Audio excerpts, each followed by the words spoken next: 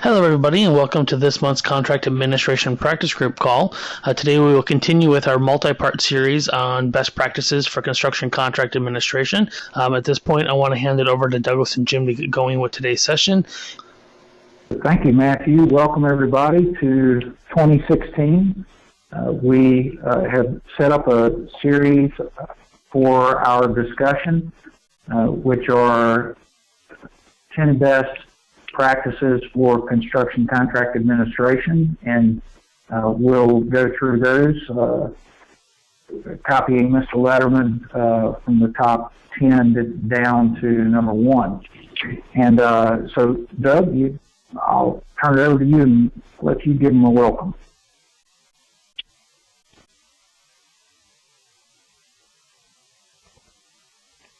You might be muted, Doug. Thanks, Jim. I was muted. Welcome, everyone. We look forward to continuing on with the top 10 best practices for construction administration and continuing on with these webinars for this year. Hope everyone is doing well and surviving the snow we had this past few days. There you go. Well, Matthew, you can go ahead to the next one. Best practice number 10, just as a refresher, we covered was to have fun.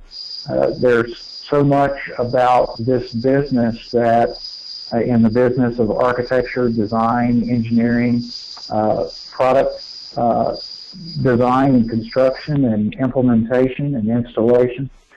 There's so much about this business that drew many of us for the beauty and for the impact for, I hope it doesn't sound too broad, but saving the planet and changing the world. And many of us got involved because we were drawn to that wonderful piece of our business. And so we covered not forgetting to have fun, to make time for fun, to schedule time for fun.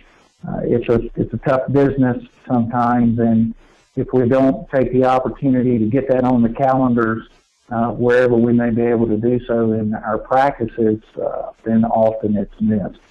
So that was number 10. Today we're going to talk about best practice number 9, which is, as we define it, remembering your pants pocket. So let's take a look at the next slide, and I'll pose the question. You know, where is it that you buy your pants? Now, I'll tell you, I'm on job sites a lot, do a lot of crawling around, and I've torn up a lot of clothes in my life, so I tend to, because I'm a CA guy, get my clothes as inexpensively as I can. And if you think about those of you that shop maybe like I do, let's take a look at the next slide, Matthew. You put those pants on and try them on. You stick your hand in your pocket, and lo and behold, there's a little piece of paper there. It says, warmly, kindly inspected by inspector number 6. Now, I don't know who this number 6 person is, but they are prolifically busy because they look at every pair of pants I think I've ever tried on. But the message here is a little tongue-in-cheek, but it's meant to help you remember that if you stop for a second and think about the liability exposure of the quality of a single pair of pants, gosh, that can't be so much. But many of the firms that I have worked with produce extremely large projects in the millions of dollars in cost, and they have no quality control or quality assurance program in place within their organizations. So this is meant as a precursor to talk a little bit about quality control and quality assurance. It is so important to do throughout your documents, throughout the creation of those documents, throughout the design phase, but it doesn't stop there. It is critical, absolutely, to do it before you issue those plans and specifications for bidding. Again, focusing on the design, bid, build market. But it doesn't stop there. And we're going to come to that throughout our conversation today. Let me stop there. Doug, is there anything you want to add at this point? No, Jim, let's keep moving ahead. Okay, Matthew, next slide. So this is probably the most simple, painless part of the project, is the coordination and communication between the documents. I used to work at a firm that often had the architectural plans being introduced to and meeting the structural plans down at the reprographic place that printed them before we sent them out for bidding. And it was not the way to run an organization or a firm. The quality control is in your hands, in your office, and can easily be undertaken throughout the design process. Examples that I have been exposed to involve the entire team coming together at intervals that were put into the production schedule for a project, so that those milestones were reached only when the group agreed that the product was ready to move from schematic design to design development, or that some percentage point had been met within the construction documents. And I don't know if there's anyone on the phone that has a particular branded control or assurance program, but as we're talking here, please feel free to jump in and raise your hand so Matthew can see that. And Matthew, you interrupt us and let's talk about those, because I think there are now processes and procedures that many of us can adopt without feeling like we have to create something from scratch. Let's go to the next slide. So, you know, again, I using this image of a set of golf shoes, not very expensive ones, and yet you can see there on the box, they have a quality control process. Inspector number 2 looked at these shoes before they left the manufacturer. So whatever the shoe is that fits for your organization, get into that program and get it implemented into your organization, deeply embedded into what you do, and let it become a part of the culture of how you operate. Finding that right fit is critical to the way you operate. Certainly will make it more simple and will become a habit for those that are on your team. Let's go to the next slide, Matthew. I think a part of finding that right fit also has to do with finding like-minded consultants to work with. So, as Jim was saying, the team is of a similar mind and holds the same values as you're working towards putting together a quality set of documents so that everybody's on the same page. If you are shooting for one level and you are working with consultants that aren't used to that and are used to doing something less, then you might run into some issues there. So again, finding that right fit, I think, extends out to not just your internal team, but your external team. And that can even extend out to clients as well. Absolutely. There are two things there that Doug touched on that I want to go back to one, finding like-minded consultants. You know, there's so much, there's only so much fee that can be shared between the team, and often there are negotiations of percentages or fixed numbers for this package or that package of documents.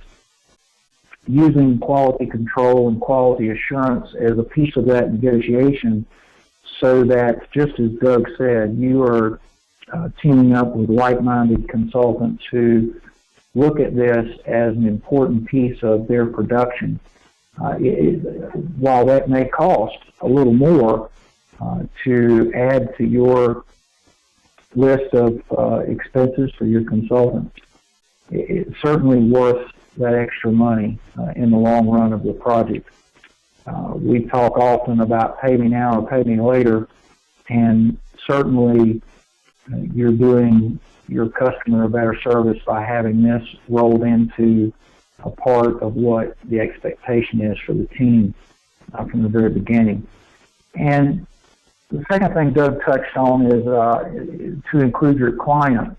I worked with an architect whose practice was, at the end of his in-house quality control, he would take his project somewhere that he had the space to open up the plans, to break the specifications apart into separate packages, and he set up appointments throughout the day to have consultants come in to meet with, and then the list of who they met with was incredibly detailed. He would have the maintenance personnel from a particular client come to go into detail over the documents with mechanical, plumbing, and electrical. If it was an educational setting or a manufacturing setting, those were very different kinds of meetings.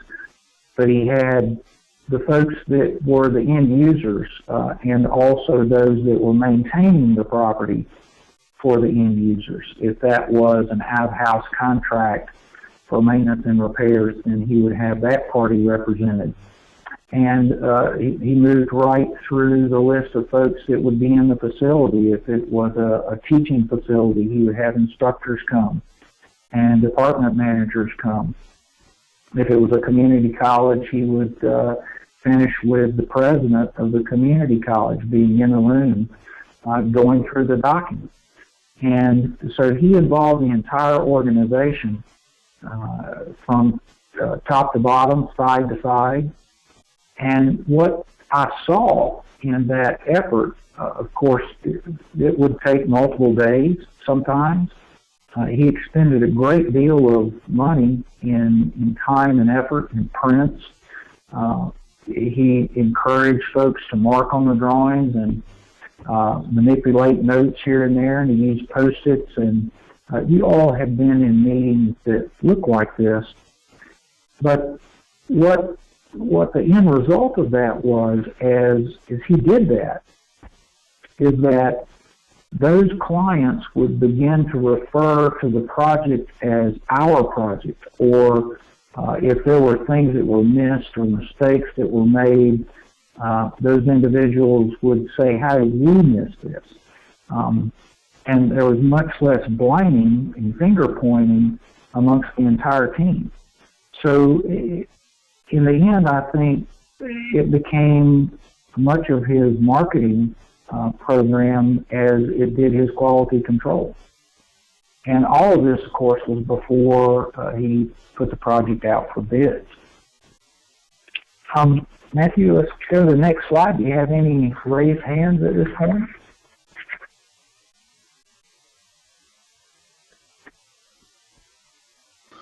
Nope, at this point we are good to go still. Okay, good.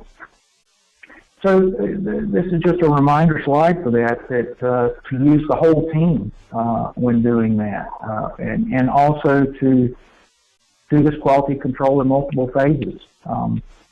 I know you have conversations with owners that may have more than one property that have a preferred material system platform, that they want to see used. Certainly checking that against those folks that will be maintaining those pieces of equipment is critical and gives you an opportunity to avoid problems down the road. And again, always involving the owner is a great idea. Doug, anything more to add? You want to go to the next slide? Let's go to the next slide. It would be nice to hear from our audience about any input that they may have. So as we are moving on, we just threw this slide in for some suggestions about how you might achieve your QC process. First one on here being a fresh pair of eyes. I've always felt it's best to have someone other than the people that are intimately working on the project day to day do a review of that project. Getting that fresh perspective can make a world of difference.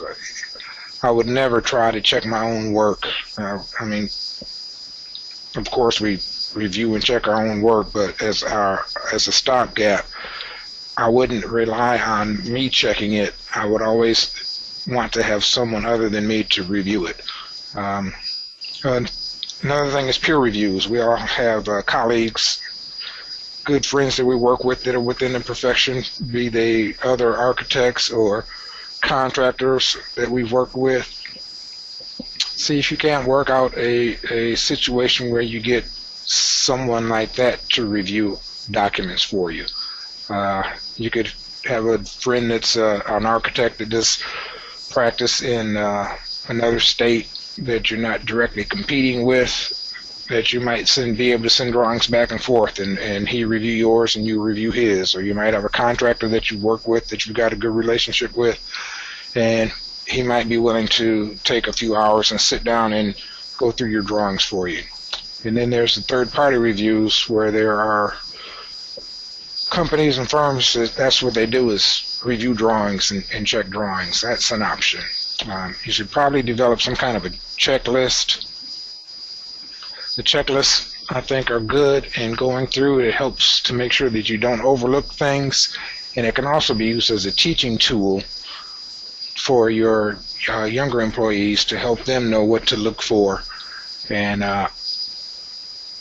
not just in what to look for in checking drawings, but what they should be including in and thinking about as they're putting their drawings together. So I think checklists are a good idea, and you can develop your own. AIA has some checklists, and there's other organizations out there that have checklists that you can use and start as a basis and use as you develop your own.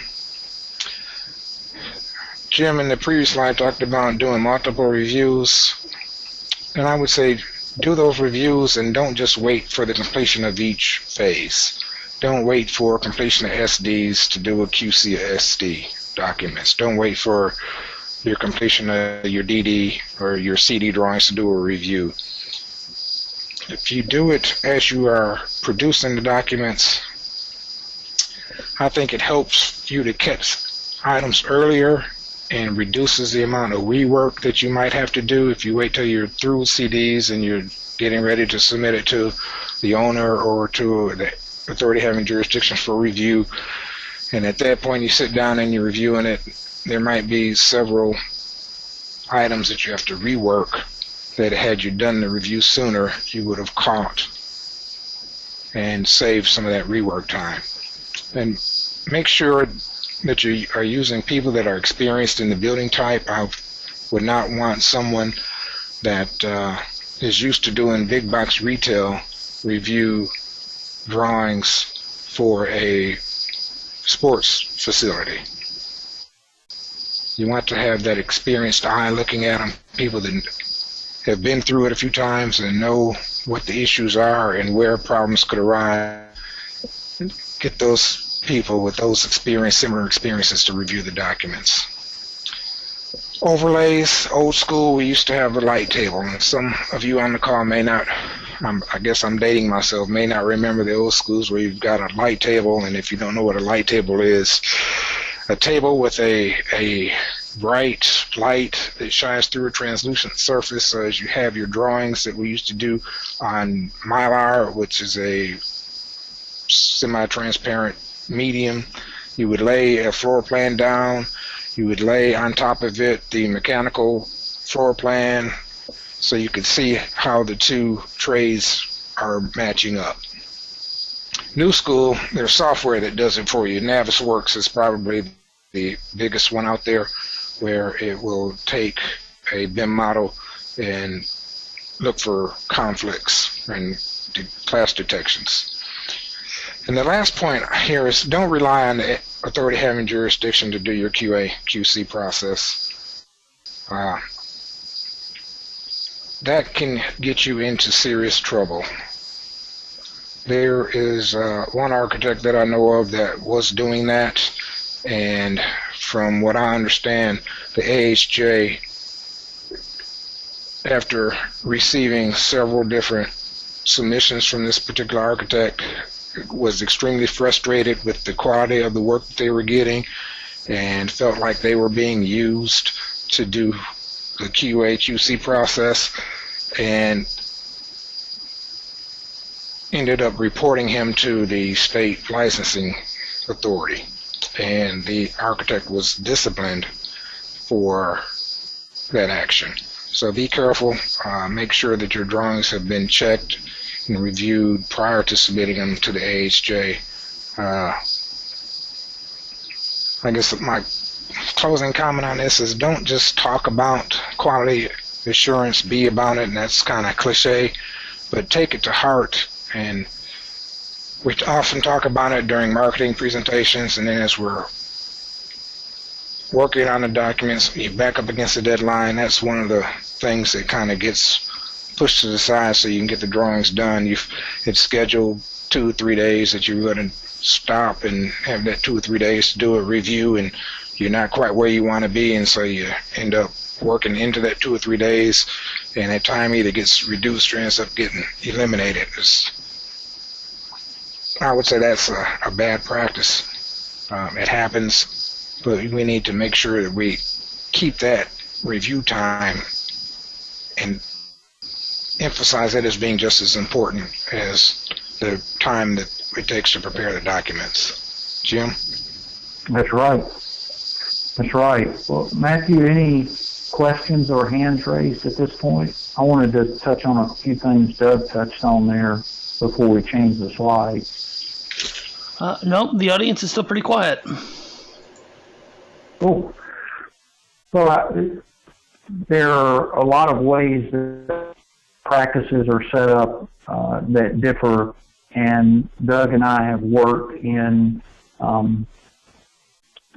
several different kinds, but most of our experience has been in practices where there may be a group or a department that undertake the construction administration management phase from a production staff of architects or project architects. There may be a project manager that stays involved, but there's a group that often is handed the project to look after the construction phase. And particularly where Doug is talking about getting a fresh pair of eyes on a project, I think as we talk through all of these 10 best practices, you'll hear over and over references to communication and references to teamwork. I've been in offices that in which the folks in production felt a bit attacked when folks would come in from the field and say, gosh, this is wrong or that is wrong. So I want to touch on some of the things about QA and QC maybe that relate to that. One being that feeling of camaraderie in an office. I think it's an opportunity to really build a team and to establish great communication between the field and the office so that it doesn't erroneously become perceived as an attack or an affront to someone's abilities, but that it is more of a group effort.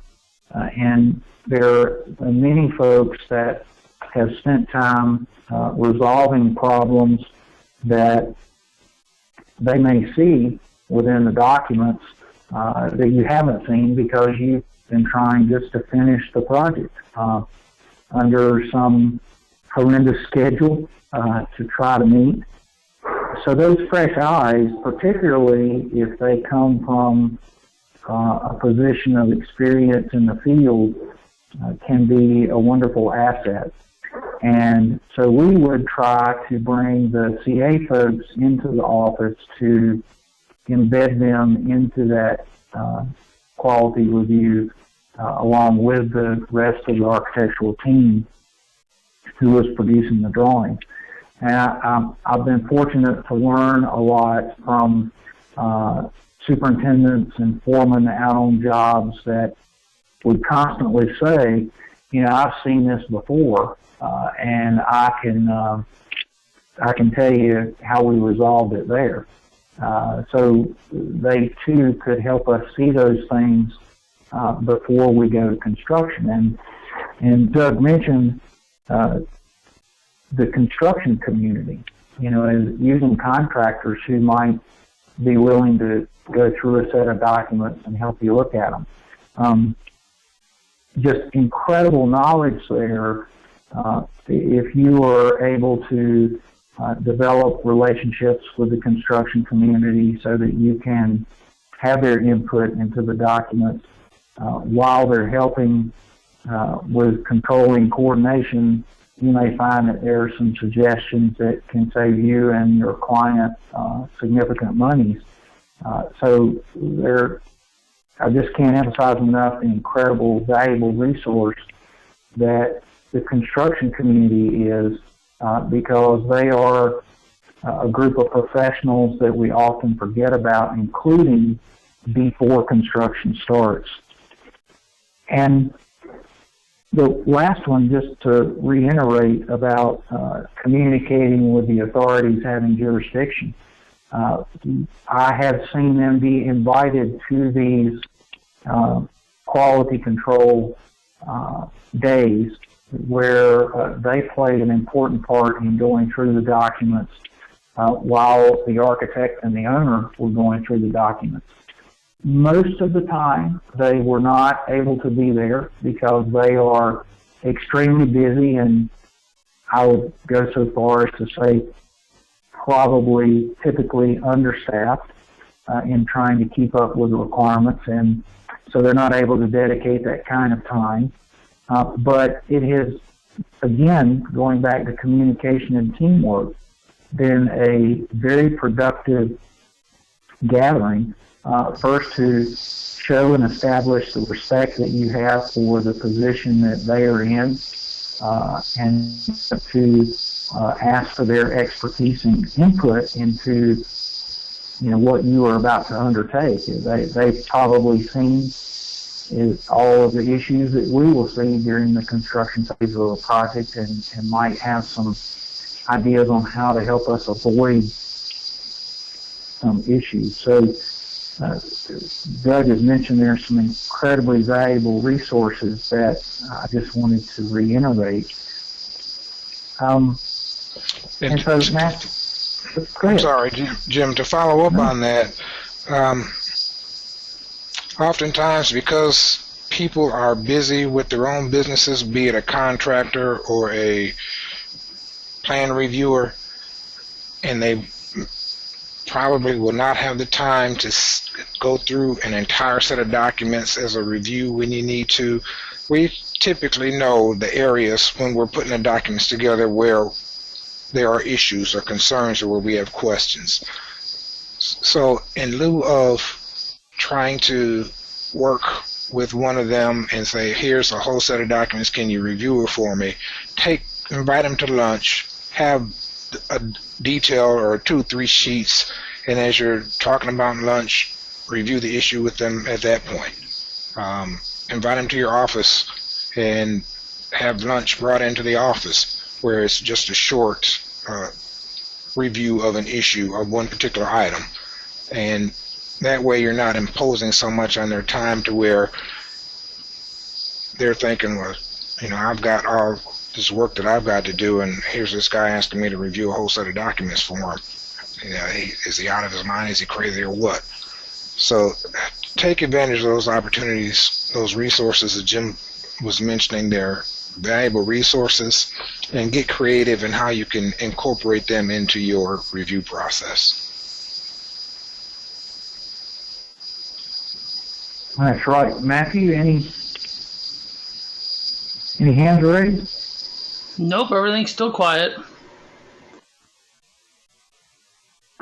Well, this is everything that we're talking about is to be sure that you aren't caught off guard, perhaps by whether you're doing renovations and additions and conditions in the field that perhaps you don't think about because you're not there doing it on a daily basis, but maybe things that you should think about. Well, we're going to have this wall open, and where we find situations of inappropriate flashing or areas that are going to have a negative impact to the new work that we're going to do, we may need to have some allowances for adjacent spaces in the correction of through-wall flashing, or we may need to have some other notations of how to deal with some of these areas should they be found, so that we don't slow down the momentum of the project. And what you also may avoid is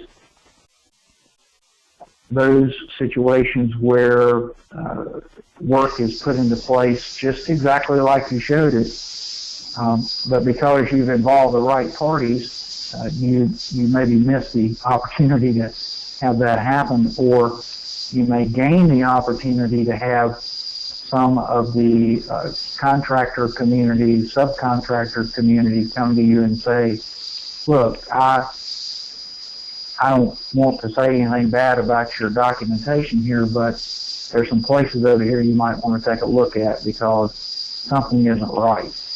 And going back to that teamwork and communication, if you've done that well, you might avoid some of these circumstances, which are no fun. Let's go to the next slide, Matthew. I think one of the primary considerations as you put your project team together is the thinking of where those individuals come from.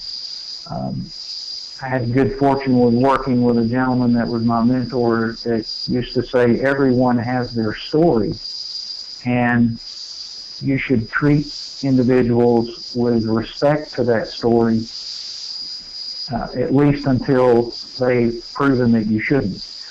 And so the story of people that come into your firm potentially could be that they learned practices in the places that they came from. Those practices could very well be different than the ones you have implemented in your firm. And so those individuals may come with files of details of things that they have created. And you're left with the question of, did they learn that right? Are those details what we do here in our organization? Where did they come from? And were they learned properly? Because whether that is in the production side, as the documents are created, or whether that is in the construction administration side and what they are used to observing in the field. And so, therefore, what might catch their eye when they see something in place and realize, well, this is not the way that it should be, can cause significant issues down the road. And these are some images of just those things, that with only the slightest of modifications in flashing or in sectional details could have been avoided, but sadly turned into significant issues for the people involved. And so, as Doug mentioned a minute ago, those checklists are an opportunity for an education and an indoctrination within your organization of exactly how you put your efforts together in your firm before those drawings go out the door. So let's look at the next slide. Oh, go ahead, Doug. One other thing to think about, too, is how that knowledge gets shared within the firm. Looking at, say, the picture on the slide on the left, the team that worked on that project is going to know about what that issue is and how it was handled and how it was corrected. But if you are in a larger firm and you've got another team that was working on a different project, and then the next project that they start working on is another project where they've got a brick veneer situation, are they going to know what this other team, so the first team, knew and learned from their experience? So set up ways that the knowledge can be shared within the firm. I've worked in firms in the past where we relied heavily on the construction administration folks to come back and do little mini lunch and learns or half-day seminars where they would put up slides about issues that occurred during the construction, and then talk about what the issue was, how it was handled, what could have been done to resolve it or to have prevented it in the first place, and how it was resolved.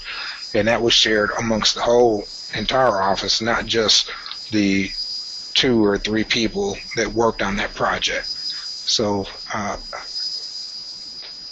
that can go a long way in preventing you from repeating errors on your projects, and that, believe me, goes a long way with client satisfaction. Clients do not like it when an issue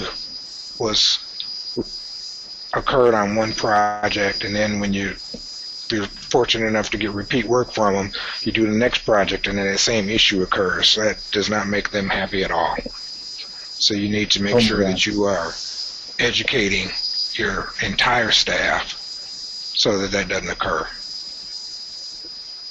That's exactly right. It's a great segue into that next slide, Doug, where you want to be sure that you're managing your client's expectations as the plans and specifications are developed, and you sure don't want them to be the ones to tell you that you didn't. And there's often no better work than repeat work when your client wants to keep you busy, and this quality assurance, quality control process is one that would make them want to come back to you time and time again, because you can't, it's difficult to overcome when you have the same issues come back up on repeat work. And as we said, you can't let your plans meet the other plans at the printers just on bid day. This has to be a process that has been long-term throughout the creation of the project.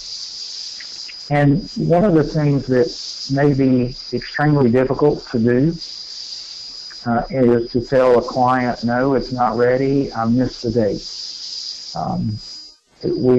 We hesitate to do that, and probably it's one of the reasons that we end up with some of the issues that we do to try to correct in the field. But often, if given justification, I've seen clients say, well, gosh, if you feel like we really ought to delay this for another 2 weeks, and that will give you an opportunity to crunch through the drawings and the specifications, and please understand this is as critical to do with specifications as it is the drawings themselves, particularly if you have an office standard that you ever cut and paste. How embarrassing to be working in North Carolina and reference a South Carolina DOT spec. Often I have seen the clients being very supportive of your having that extra time to lay down the pen or turn off the computer, step back, and go through the documents. Because if you look at the next slide, this is what we are trying to avoid. We all know what the change order form looks like, and we all know how painful it is to go through that process, particularly over things that were an issue born out of a lack of coordination. Doug, let me hush for a second. I didn't mean to talk so long there, and let you add to that. Well, this is point number 9, but it is an important point in our top 10 list. Quality control can go a long way, not only in reducing change orders, but in earning goodwill with your clients and also with the construction community and also with the authority having jurisdictions. I have talked with many plan reviewers, and they know when they get a set of plans, if it's from this architect, that it's going to be a bad set. And they know if they get a set of drawings from another architect, it's going to be a good set. And so you need to think about your audience, who's going to be looking at the drawings, and how that is going to impact your practice as you are issuing these things for public consumption. When you have earned that trust and goodwill with contractors, owners, and plan reviewers, it goes a long way. Referrals for new work, pricing on bid day, contractor knows it's a good set. He's not going to be building in extra contingencies for stuff that's got to be fixed. Plan review times, you can typically expect that they're going to be reviewed in X amount of time, but if the reviewer knows you're one of these high quality document producers, he may want to take yours and get it processed and put the guy that he knows he's going to spend a whole bunch of extra time on going through marking stuff up. He might jump your set in front of that set. So there's just a wealth of advantages, goodwill that can be done by making sure that you have that quality set of documents. It makes that construction phase go so much easier, so much smoother. Matthew, do we have anything from our audience? We've about exhausted our slides, and I don't know that we've gotten input from anyone yet. No, only comments we've had so far for little things with GoToMeeting not working, and I've tried to troubleshoot those as we go. Doug, you just made a great point there about the jumping your spot in line, and I'm sure many jurisdictions are trying to put this together. In North Carolina, we have some expedited reviews in which you can go sit down with the authorities having jurisdiction, go through your documents, and have that review done in one meeting.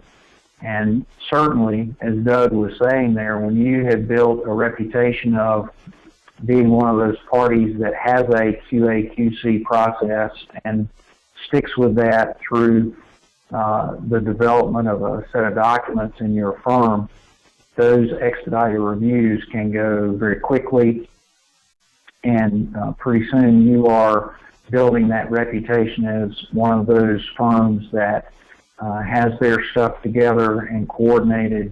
And certainly you could be, as Doug just said, moving yourself ahead of other projects to get out and get permitted. And you just can't say enough things about what that might buy you and your client in depending on the kind of environment that you're bidding in. Whether you're getting quality bidders because they recognize that about your projects and getting your numbers in and contracted before other numbers are on the street, particularly if work is starting to incline in cost. And we've seen some of that in North Carolina. Then there's a host of things that parlay off of a great program being in place in your firm. So, Doug, if you have anything else, or Matthew, we can take a look at the next slide. And as we wrap up here, see if there are any comments of anything that anyone else has. Our next conversation will be centered around best practice number 8, which is teamwork creates winners. And we'll do that on February the 23rd at noon. So, Doug, I'll hand it back to you and then to Matthew and see if there's anything of a conclusion to wrap up. Just like to thank everyone for joining us, and hope everyone has a safe and happy February, my birthday month. And we look forward to seeing you next February 23rd. All right. Well, thank you, Jim and Douglas. Another great session here. The audience is a little quiet, but still good information. Reminder to everyone, today's session will be posted into the YouTube channel, probably later today or early tomorrow morning. If anyone has any additional questions, feel free to email me or respond to the email you'll get from GoToWebinar in the next 24 hours, just thanking you for attending the session. Until then, see you in February, and thanks, everyone. Have a great day. All right. Take care, everybody. Thanks, Doug.